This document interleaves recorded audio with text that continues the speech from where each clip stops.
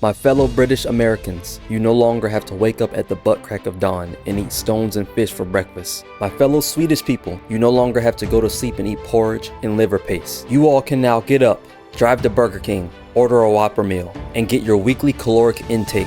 And get this, one sitting. Isn't America beautiful? Since the United States is hosting the vast majority of the World Cup, millions of people are coming over and, of course, trying the food. But it's funny because for years, America has kind of been like this punching bag of the internet, you know? Especially every time food gets brought up online, somebody's talking about how unhealthy it is, how oversized the portions are, how it has too much sugar in it. And to be fair, they're right. But now all of a sudden, we're seeing something very interesting happen. And that's that a lot of visitors are coming over and they're loving it. Yeah, not so many bad things to say when your mouth is full, huh? It's hard to talk crap about a fat, juicy slab of barbecue ribs and you got it smeared across your face like war paint. Oh yeah, no. I remember my first slab of barbecue ribs. Oh yeah, no, I was 2 days old.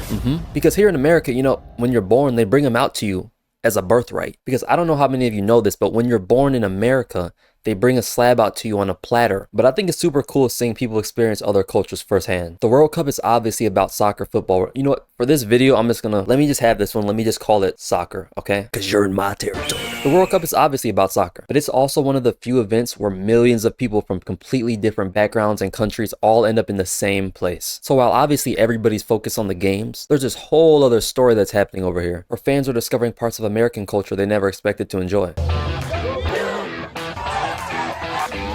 So big.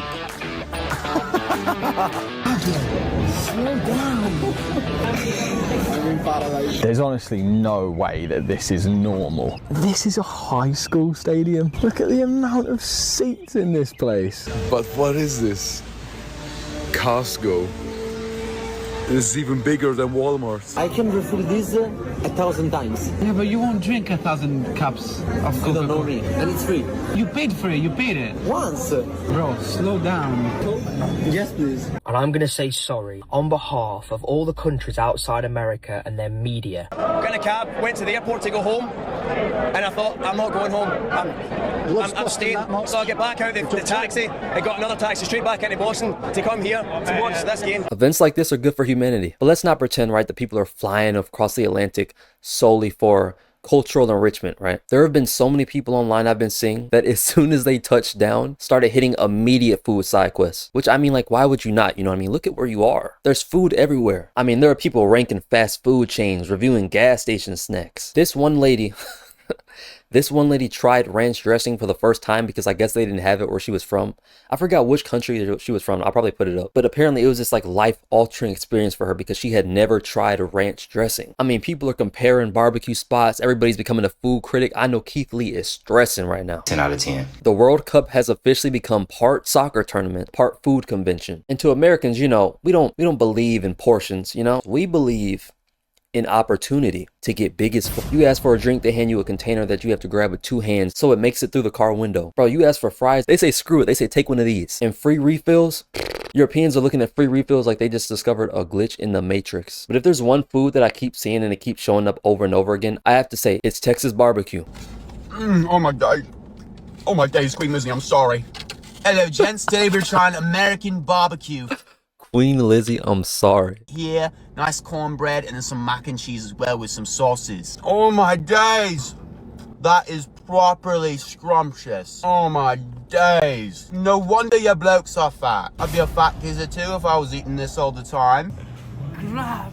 How big is it? First bite, man. It's your first ever bite of Texas barbecue. What do you think?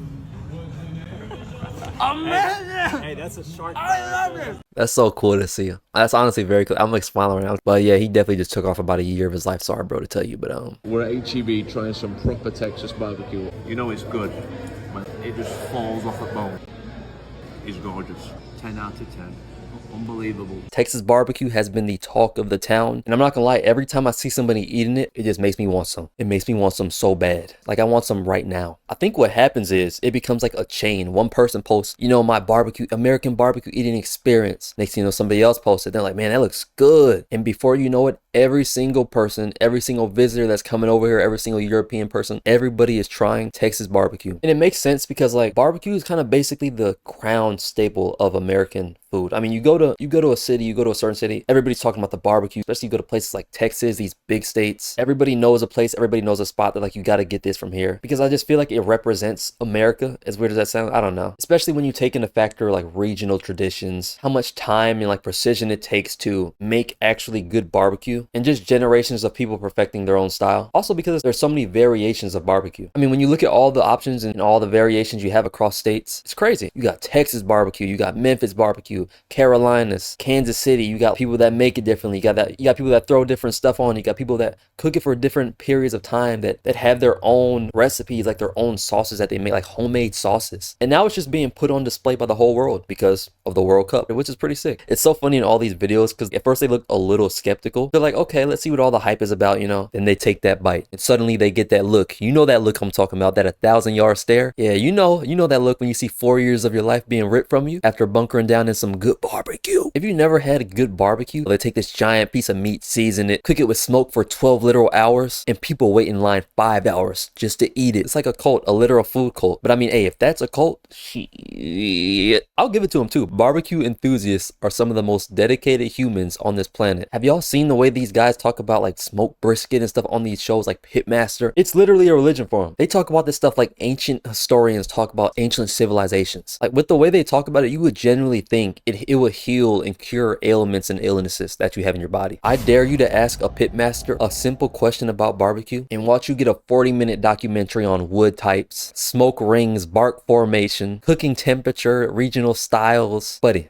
I just asked you if it was good. I guess that's just the impact it has. For years online, the stereotypes have been that American food is just garbage and unhealthy, and then they get here during the World Cup, and one of the foods that everyone is falling in love with and that's going viral and spreading across the internet takes half a day to make. Somebody had to spend an entire day making that thing before you even know you wanted it. But you know what? Hey, perfection is not quick. Somebody had to spend that long, smoke it to make sure it came out perfect. And yeah, people are loving it. Soccer brought y'all here. The brisket is making y'all stay. Another thing that I've really enjoyed about this World Cup doesn't even have to do with the games themselves. Don't get me wrong, the games are awesome. You know what I mean? It's cool seeing the different teams that are emerging in the competition. The magic is in the interactions, what people are posting online, the communities, the energy. I've been seeing a lot of content coming from this World Cup. You got creators from all over the world traveling to different cities in the United States, Mexico, I forgot what the other places that they're holding some of the games, some of the tournaments, documenting their experience, meeting fans from countries they've probably never even heard before, and showing millions of people what these places are actually like. It's a huge part of the World Cup that people usually don't talk about as much, especially if it gets overshadowed by all the games. For a month, the entire world is basically sharing one big conversation. Normally people stay in their own bubble, watch their own leagues, you know, follow their own news and media, consume content from their own country. But during the World Cup, the walls just disappear. Poof. Suddenly you got people from different countries interacting with each other, having a great time. I think people should take advantage of this more, especially like if they're around the people from other cultures and different backgrounds. That'd be sick to meet new people and talk to them, have a conversation with them. It's not often you get to talk to people from thousands of miles away, people that you'll never see again, you know. Give people's perspective on what's going on in the world, their way of life. It's really a once in a lifetime experience. And because so much of this is being documented online, we're getting like a front row seat to all of it. One of the best things about it is that every tournament introduces millions of people to teams they don't know much about. Countries that don't normally dominate headlines suddenly have the opportunity to capture the attention of the entire world. And yeah, I love the content spreading around, especially like content creators that are recording themselves at the games, recording what's going around. You know, people often call content creators, you know, corny and cringe. And I don't know if that's because they just don't understand them or they have like some weird built up, pent up animosity towards them, because that's usually what the case is. But content creators play a huge role and have been playing a huge role in, you know, what we're able to see behind the curtain. But it just brings a whole new dynamic to the tournament, you know, to the event, showing them walking around the cities, the environment, and it's a different environment. If you can feel the energy through the screen, then I can only imagine how crazy it is if you're actually at one of these states or one of these cities that is hosting a game. It's probably crazy. I feel like content creators are capturing what it feels like to be there, because years from now, sure, people are going to remember the games and stuff, but they're also going to remember the celebrations, the interactions, the energy, especially, you know, people sharing cultural differences, like we see what's going on with the whole Europeans trying American food, stuff like that, and all those little moments happening outside of the stadium. You know, and for a few weeks, people set aside their differences, people set aside whatever weird country animosity they have towards one another, and you get a reminder that despite how different countries can seem online and people can seem online, most people are a lot more alike than we think, especially when they're standing in the same stadium, cheering for the same event, bonding over familiar foods, and sharing a once-in-a-lifetime experience. And yeah, the 2026 FIFA World Cup has honestly been really exciting to watch, and it's been cool seeing all the content around it and the interactions. As always, I thank everybody and anybody who tuned in. Seriously, it means the world to me. I can't wait to grow this community into something big. And yeah, maybe when I'm up, I'll take all my supporters to see the World Cup. Appreciate you all. I'm Justin Volt, and I'm out.